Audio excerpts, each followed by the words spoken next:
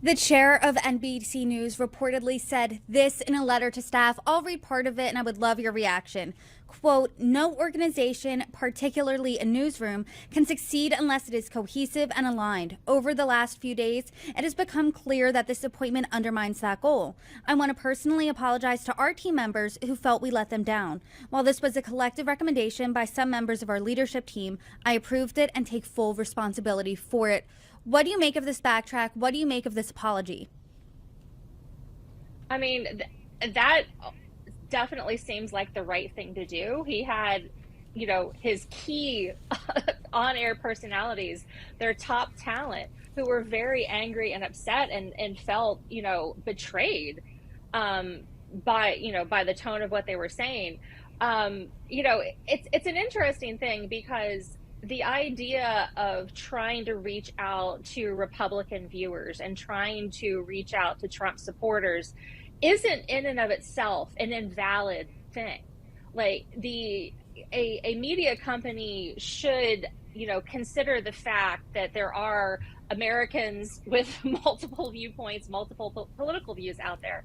That wasn't the problem. Ronna McDaniel perhaps was not the right avatar for that sort of goal.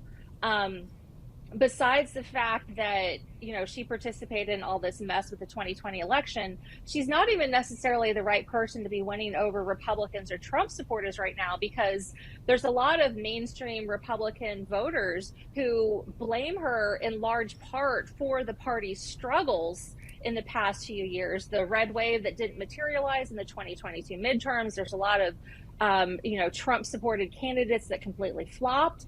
And then, Trump himself had lost faith in her. She's no longer the RNC chair because the guy who is the spiritual head of the party lost faith in her and has now basically installed his daughter-in-law, Laura Trump, as co-chair. So, it's an interesting, sort of pick.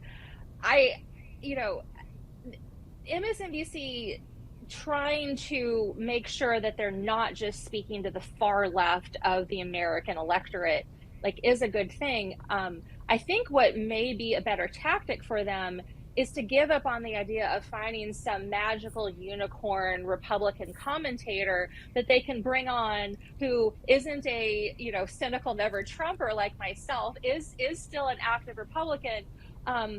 The idea that there's somebody that can talk on all issues may actually be too big of a task. But there are people who are subject matter experts on different policy issues, people who have the expertise and experience from different states.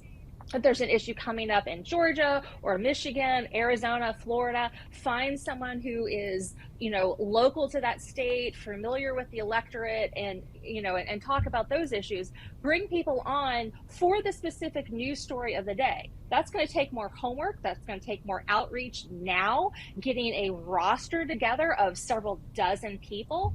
But that's going to be more informative. I can't tell you how many times as a native Floridian, I've watched some national news story or read something in the Wall Street Journal, New York Times, Washington Post, where they're talking about Florida.